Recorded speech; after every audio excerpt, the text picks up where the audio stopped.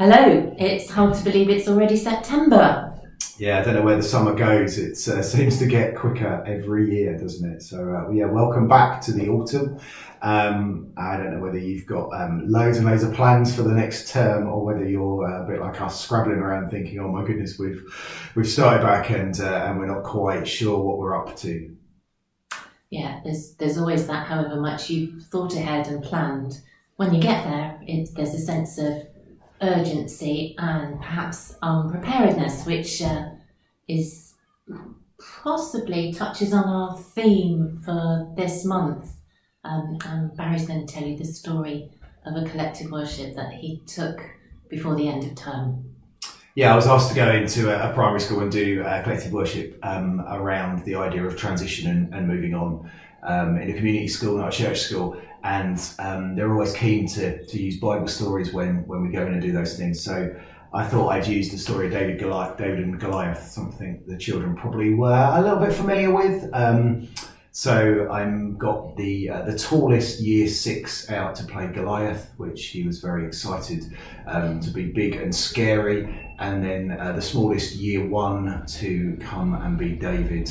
So this tiny little dot of a girl came out to the front, and I then got to play King Saul in the story and equip her ready to fight Goliath. So I had a big jacket to put on as armour and a big hat to put on as a helmet, and my trusty lightsaber to use as a sword, and my big boots for her to put on, which was quite funny that she could get her feet still in her shoes inside my boots, and then she kind of clomped around at the front of the assembly getting ready for battle.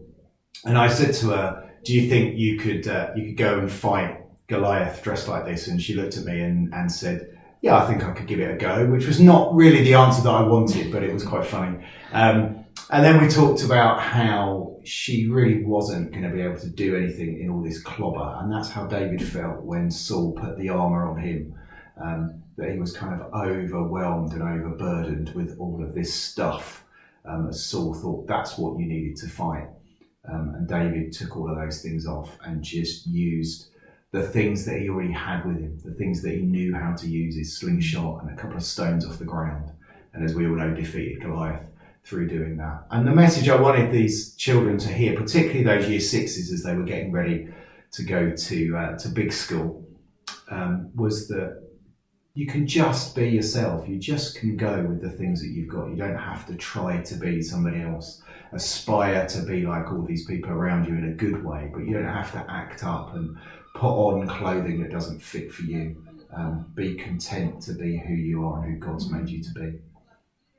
And that's our message to you as well, that quite often at the beginning of term you receive an onslaught of people's expectations on you, and our message is really that you are enough, and the resources that you hold in your hand and that you're familiar with, your own nice smooth pebbles and the slingshot in your pocket, is exactly what you need. And that if you start to encumber yourself with other people's expectation, with that kind of oversized armour, then we just know it's not going to work. So I heard recently on Steve Wright's Sunday Love Songs, this guy had phoned in and said that his wife's constant mantra to herself was, "I am enough."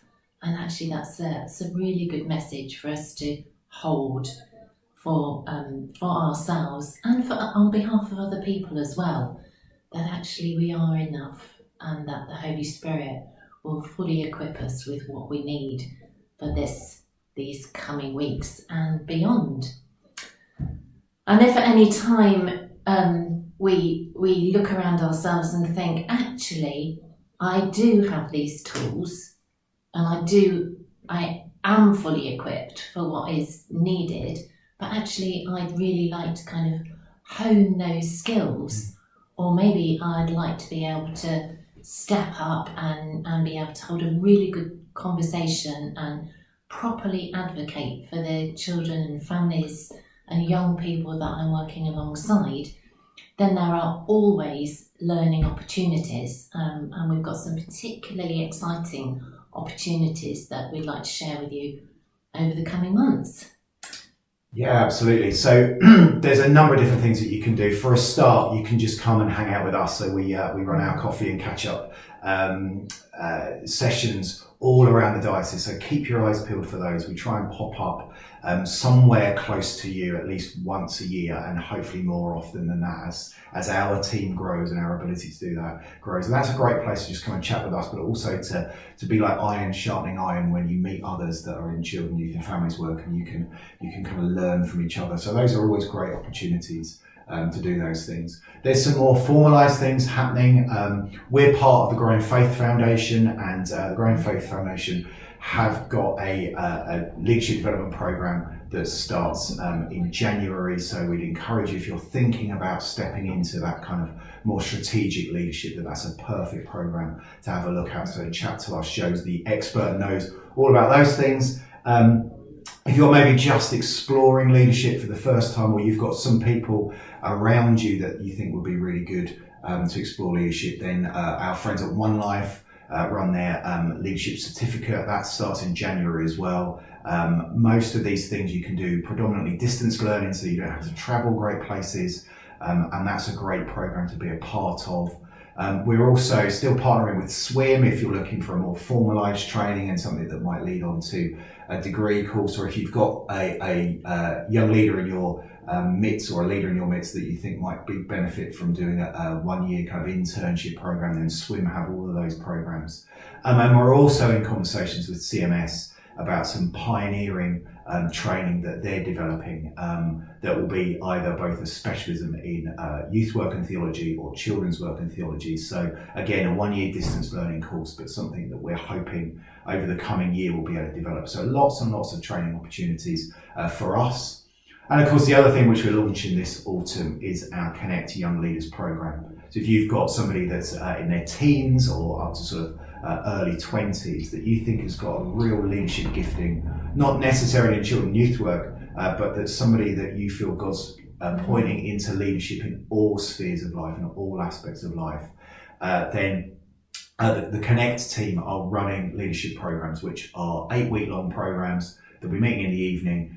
There'll be a number of those coming in this autumn once we've got critical mass of people. So encourage young people to have a go at that. Tell them that you see that thing in them and that you want them to explore that with us, and encourage them to sign up for that because we know that there is lots and lots of young people out there who have got that gift in them, but it just needs to be honed and it needs to be released in them. So we want to help you to help them do that over this coming year. And it might sound a bit of a contradiction to tell you that you are enough and then to be offering you a menu of training opportunities. But actually, when we are in these roles of advocacy for children, young people and families, it's really important that we have that ability within us, and we are not put upon, that we are able to speak out our truth and not to accept other people's expectations. And what these trainings can do is really, really hone those skills, really do the work of the stream running over the pebbles and smooth them and make them fit for purpose. So do have a look at those. All the links are in the text of the newsletter today. So do follow them up, or give us a call or drop us an email if you'd like to know any more details. We're always happy to come and have a chat with any of you outside of the coffee and catch up. But if you just like a one-to-one, then do get in touch with us. But yeah, welcome back. Have a great September. Enjoy everything that lies ahead of you, and we will all see you soon. Bye. Bye.